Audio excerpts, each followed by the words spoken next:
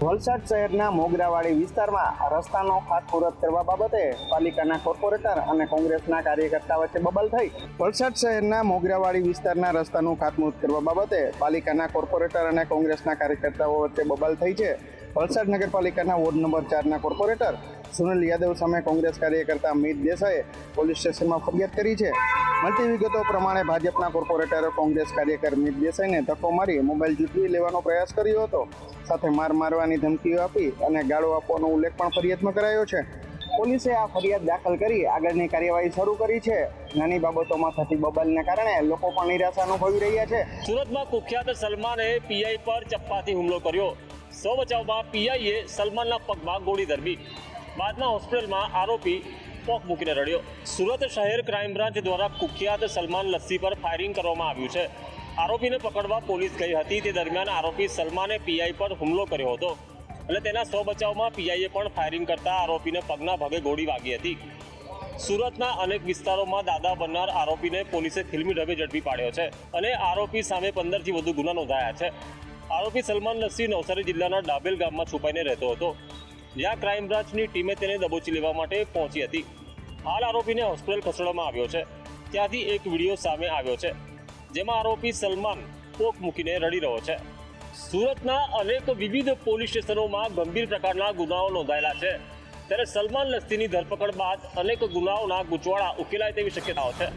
જૂનાગઢમાં ગુમ થયેલા મહાદેવ ભારતી મળ્યા બાદ હવે અન્ય સાધુ સંતો તેના પર સવાલો કરી રહ્યા છે. જૂનાગઢમાં મહાદેવ ભારતી બાપુ ગુમ થયા હતા, તે બાદ પોલીસે ઓપરેશન હાથ ધર્યું હતું.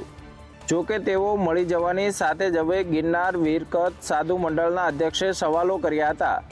બીજી અમારા સનાતन धर्म ऊपर बहुत बड़ा आक्षेप और बहुत घृणा दृष्टि से पब्लिक भक्तों और बड़े सेवकों देखी रही है. कारण कि हमारा कुकर में कोई थिया हो तो જ अपने मंदिर भागी सके એવી રીતે તો ન હોય. બાપુ મહાદેવ ભારતી બાપુ गायब थिया એની गुरुश्री हरियाणा बापू यहाँ से आश्रम में और બધા મૌન છે, કાંઈ બોલતો નથી. કારણ બાપુ આ તમારી ઉપર કોઈ લાંછના નથી लगता, આ બધે સાધુ સમાજ ઉપર લાગી રહ્યા છે. પૂરે ગિરનાર પૂરે ગુજરાતની સાધુ સમાજ ઉપર બદનામ થઈ રહ્યા છે. બાપુ જો બી બાતો એ ખુલાસા કરો और એને તપાસ કરો. પોલીસે અમને વિનંતી કરીએ કે એની જલ્દી જેટલા તત્કાલ હોય નિરાકરણ લાવો. સનાતન ધર્મ માટે બહુ શર્મનાકજનક વાત છે. આ બીજું કોઈ કાંઈ બોલતા કેમ નથી? બાકી બાતો આ ઘટનાને હરિદાસ બાપુએ નિંદનીય ગણાવીને અન્ય સાધુ સંતોને અવાજ ઉઠાવવા માટે જણાવ્યું છે. નડિયાદમાં ધારાસભ્ય પંકજ દેસાઈ ખરાબ રોડ રસ્તાને લઈને બગડ્યા. ચાલુ સભામાં આરએનબીના એન્જિનિયરને તેમણે ધમકાવ્યા. રાજ્યમાં ખરાબ રસ્તાને લઈને અવારનવાર મુદ્દા ઉઠતા રહે છે, ત્યારે નડિયાદમાં એમએલએ પંકજ દેસાઈએ ચાલુ સભામાં જ આરએનબીના એન્જિનિયરને ચીમકી આપી દીધી છે, જેનો એક વિડીયો સામે આવ્યો છે. જોઈ શકાય છે કે ખાતમુહૂર્ત કરવા પહોંચેલા ધારાસભ્યએ આરએનબીના પંચાયતના એસઓને સ્ટેજ પર બોલાવીને ખખડાવી રહ્યા છે. 3 વર્ષ હમણાં પૂરા થયા છે, તે પહેલા ઘણીવાર તૂટી ગયો. એટલે આ ના બને કે તમારે ભાઈ જોવાનું અને સેમ્પલો લેજો, એ ના નહીં કે બરાબર. સેમ્પલ લઈને તમે ક્વોલિટી જળવાય છે કે નહીં એની ખાસ કાળજી રાખવી પડશે. ત્યારે નડિયાદવાસીઓ આશા રાખી રહ્યા છે કે ધારાસભ્યના કહેવાથી હવે આ અધિકારીઓની શાન ઠેકાણે આવશે અને જલ્દી જ તેમને ખરાબ રોડ રસ્તાથી મુક્તિ મળશે. ગુજરાતમાં સરકારી અને ગ્રાન્ટેડ શાળાઓમાં ધોરણ 9 થી 12ના શિક્ષકોની ઘટ, જેના કારણે બાળકોના શિક્ષણ પર મોટી અસર. રાજ્યમાં નવું શૈક્ષણિક સત્ર શરૂ થતાની સાથે જ શાળાના તમામ શિક્ષણ કાર્યની ધમધમવા લાગ્યું છે, પરંતુ સરકારી અને ગ્રાન્ટેડ સ્કૂલોમાં શિક્ષકોની ઘટ પૂરી પાડવામાં આવતી નથી. શાળાઓમાં ધોરણ 9 થી 12ના 2700 શિક્ષકોની ઘટ છે. શાળાઓમાં પૂરતા શિક્ષણ જ ન હોવાના લીધે બાળકોનું ભણતર લઈને મોટા પ્રશ્ન થાય છે. ત્યારે શાળાના સંચાલક મંડળે શિક્ષણ વિભાગને શિક્ષકોની ભરતી કરવા રજૂઆત કરી છે. તો એક તરફ ટેટ અને ટાટના ઉમેદવારો ભરતી માટેની રાહ જોઈ રહ્યા છે, ત્યારે બીજી તરફ અભ્યાસમાં શિક્ષકોની ઘટ આવે છે. ત્યારે આ પ્રકારે ભરતી કેમ નથી કરવામાં આવતી તેને લઈને સવાલ ઊભા થઈ રહ્યા છે. દિવાળી વેકેશન બાદ નવા શૈક્ષણિક સત્રની શરૂઆતમાં શિક્ષણ મંત્રીએ પુસ્તક વિતરણ કરીને શરૂઆત કરાવી. ગુજરાતી શાળાઓમાં દિવાળી વેકેશન બાદ નવા શૈક્ષણિક સત્રની શરૂઆત થઈ છે. ત્યારે શિક્ષણ મંત્રી પ્રદ્યુમન વાજા દ્વારા અમદાવાદ મ્યુનિસિપલ કોર્પોરેશનની શાળાના બાળકોને પુસ્તક વિતરણ કરીને નવા સત્રની શરૂઆત કરવામાં આવી હતી. મહત્વનું છે કે ભાજપ પ્રદેશ અધ્યક્ષ દ્વારા તમામ નેતાઓને સ્વાગતમાં ફૂલોને બદલે બુક આપવાનો નિર્ણય કરવામાં આવ્યો છે.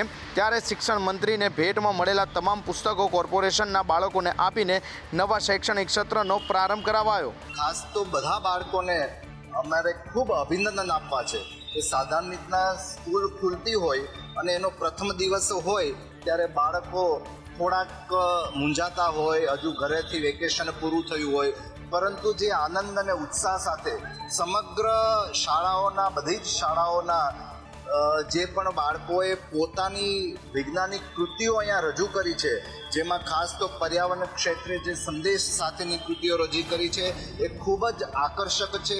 આસારામને મોટી રાહત મળી છે. સુરત દુષ્કર્મ કેસની અંદર ગુજરાત હાઈકોર્ટે 6 મહિનાના જામીન આપ્યા છે. ગુજરાત હાઈકોર્ટે સુરત દુષ્કર્મ કેસમાં દોષિત આસારામને 6 મહિનાના હંગામી જામીન મંજૂર કર્યા છે. કોર્ટના આ નિર્ણય પછી ચર્ચાનો માહોલ ફરી ગરમાયો છે. આસારામ વતી દલીલ કરવામાં આવી છે કે જોધપુર હાઈકોર્ટે પણ તેમને 6 મહિનાની મુદત માટે જામીન આપ્યા છે અને તેઓ હાલમાં હૃદય સંબંધિત ગંભીર બીમારીથી પીડિત છે. આવી પરિસ્થિતિમાં તેમને યોગ્ય સારવાર મેળવવાનો હક છે. હાઈકોર્ટે કહ્યું કે આસારામની મેડિકલ પરિસ્થિતિને ધ્યાનમાં લઈને જોધપુર હાઈકોર્ટે જામીન આપ્યા હોવાથી ગુજરાત હાઈકોર્ટ આગળ નિર્ણય લઈ શકતું નથી. સરકાર પક્ષે કહ્યું કે જો જોધપુર જેલમાં પૂરતી મેડિકલ સુવિધા ઉપલબ્ધ ન હોય તો આસારામને સાબરમતી જેલમાં ટ્રાન્સફર કરવો જોઈએ. પીડિત પક્ષના વકીલે આસારામની તબિયત ખરાબ હોવાની વાતની દલીલને ખોટી ગણાવી છે. તેમણે કહ્યું છે કે અગાઉ પણ જામીન લઈને આસારામ અલગ અલગ જગ્યાએ ફર્યા છે, તેમાંથી મોટાભાગનો સમય તે હોસ્પિટલની બહાર જ રહ્યા છે. રાજકોટ શહેરમાં ભાજપ સંગઠનના માળખાને લઈને તૈયારીઓ શરૂ કરી દેવામાં આવી છે, જેમાં યુવાઓને તક મળી શકે છે. રાજકોટ શહેર ભાજપ સંગઠનના માળખાને લઈને તૈયારીઓ શરૂ કરી દેવામાં આવી છે, જેમાં 21 હોદ્દેદારો માટે 91 જેટલા નામ મૂકવામાં આવ્યા છે. નવા માળખામાં નવા અને યુવા ચહેરાઓને સ્થાન મળે તેવી શક્યતાઓ વ્યક્ત કરવામાં આવી રહી છે. મહામંત્રીઓ સહિતના હોદ્દેદારોની નિમણૂક માટે લોબિંગ પ્રદેશ નિરીક્ષક ભરતસિંહ પરમારે ભાજપના વરિષ્ઠ નેતા વજુભાઈ વાળા સાથે પણ મુલાકાત કરી છે. વિગતો એવી પણ મળી રહી છે કે વજુભાઈએ પીએ મારફત ભલામણ યાદી મોકલી હતી. એટલું જ નહીં, મહાનગરપાલિકાની ચૂંટણીને ધ્યાનમાં રાખીને જ્ઞાતિવાઇઝ સમીકરણોનું ચોખ્ઠું પણ ગોઠવવામાં આવશે. સંગઠનમાં તેજસ ભટ્ટીનો પણ સમાવેશ થાય તેવી શક્યતા સેવાઈ રહી છે. આ બધી જ ચર્ચાઓ વચ્ચે સંગઠનને મજબૂત બનાવવા માટે નવા ચહેરાઓને તક આપવાની શક્યતાઓ છે તે પ્રબળ વ્યક્ત કરવામાં આવી રહી છે. મુંબઈમાં મોનોરેલ ફરીથી એકવાર લથડી. ટ્રાયલ દરમિયાન ટ્રેનનો પહેલો ડબ્બો પાટા પરથી ઉતરતા હવામાં લટકી. મુંબઈની મોનોરેલની મહાદશા બેઠી હોય એમ એક પછી એક અકસ્માતો થઈ રહ્યા છે. આજે ફરી એકવાર વડાલા નજીક મોનોરેલનો એક કોચ પાટા પરથી ઉતરી ગયો અને એક તરફ નમી ગયો હતો. દ્રશ્યોમાં જોઈ શકાય છે કે ટ્રેન આખી હવામાં લટકી રહી છે. જો કે મોનોરેલના પરીક્ષણ દરમિયાન ટેકનિકલ ખામીને કારણે આ અકસ્માત થયો હતો. સદભાગ્યે ટ્રેનમાં કોઈ મુસાફર નહોતા. જો કે આ દુર્ઘટનામાં 3 કર્મચારીઓ ઇજાગ્રસ્ત થયા છે. આ અકસ્માત પછી ફાયર બ્રિગેડની ટીમ અને MMRDAના અધિકારીઓ ઘટના સ્થળે પહોંચ્યા હતા. આ એક ટેસ્ટિંગ ટ્રેન હતી અને અકસ્માત સ્વિચમાં ખામીના કારણે થયો છે. ગત મહિને ભારે વરસાદના કારણે આ ટ્રેન ખોટકાઈ હતી અને મુસાફરો એમાં ફસાયા હતા. ત્યારથી ટ્રેનને બંધ કરવામાં આવી હતી. ચકાસણી દરમિયાન આ ઘટના કેવી રીતે બની તેની આંતરિક તપાસ કરવાના આદેશ અપાયા છે. હવામાન વિભાગની આગાહી અનુસાર રાજ્યમાં આગામી 3 દિવસમાં તાપમાનનો પારો 3 ડિગ્રી સુધી ગગડી શકે છે.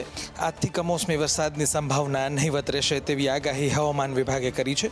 પવનની દિશા બદલાતા જ ઠંડીનો ચમકારો જોવા મળશે અને રાજ્યમાં આજથી મહત્તમ તાપમાનમાં ઘટાડો થશે તેવી આગાહી હવામાન વિભાગ દ્વારા કરવામાં આવી છે. 6 नवंबर से लेकर 12 नवंबर तक मौसम आमतौर पर शुष्क रहने का पूर्वानुमान है हमारा गुजरात राज्य और जो यूनियन टेरिटरी दीव दादरा नगर हवेली के लिए.